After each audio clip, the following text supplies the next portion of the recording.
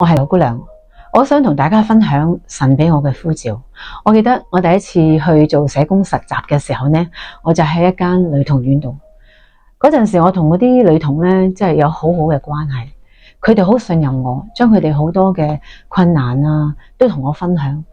就喺嗰陣時，我就已經立志同上帝講做社工，而且喺嗰度呢可以傳福音。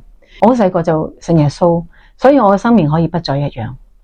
同樣，我都好希望一班嘅年輕人，佢雖然走失咗，但係我希望因為有耶穌嘅介入，佢哋可以生命不再一樣。一個創傷嘅童年呢，要用一生嚟去療癒，所以我作為一個院長呢，我好想呢俾細蚊仔呢有一個好開心嘅回憶。呢啲人呢，曾經有俾個評語我係一個好好玩嘅院長。咁點解好好玩呢？我成日都覺得童年一定要開心要好玩咯。我記得50、60年代啲院友翻嚟就同我講啊，以前嗰度嗰個水池咧好開心，我哋會跳落去玩啊，又會上山去玩啊。70、80年代嗰啲院友就話，以前玩歡樂心晚禮好開心噶，扮鬼扮馬，又或者我哋去啲酒店嗰度食5星級嘅自助餐，呢啲係佢哋嘅回憶。到我嚟做院長嗰陣時候，已經又去開水上樂園啦，年年都去啦。跟住又有呢個歡樂心啦 beach 啦，有下水禮啦。我記得有個細路仔同我講：乜呢度可以咁好玩㗎？原來歡樂嘅回憶可以帶俾佢哋有好多好多正能量。所以我成日都同同事講，我哋要管教，但係我哋更加要多啲俾開心嘅回憶佢哋，俾佢哋感受到呢度有愛。係好寶貴佢哋嘅地方，係好珍惜佢哋嘅地方。咁當然啦，做院長唔係淨係玩噶嘛，院長都係要負責成個機構嘅營運啦。咁亦都要睇翻時代嘅轉變啦。咁所以我睇到咧18歲我哋啲孩子就要出去獨立生活咧，係艱難嘅。咁所以我哋就發展咗呢個叫第二人生計劃啦。咁我哋真係會睇到，如果有個地方啲細蚊仔係可以安穩咁生活，佢先可以發展自己嘅事業，發展自己嘅才能嘅。咁所以咧，神嘅恩典好夠。最初我哋去話要籌款起呢個大立嘅時候，啲同事都唔係好贊成嘅。不過最後神咧就讓我哋大家都一齊擁抱住呢個異象啦。咁而家發展咗呢個第二人生嘅計劃，有一個過渡期嘅青年嘅宿舍啦，甚至乎有我哋嘅院友又捐咗一個屋俾我哋做一個即係喺社區個房屋啦。呢啲都係神嘅恩典。越做嘅時候，神就越發咁去咧加俾你資源，加俾你恩典。好想鼓勵大家就係相信上帝。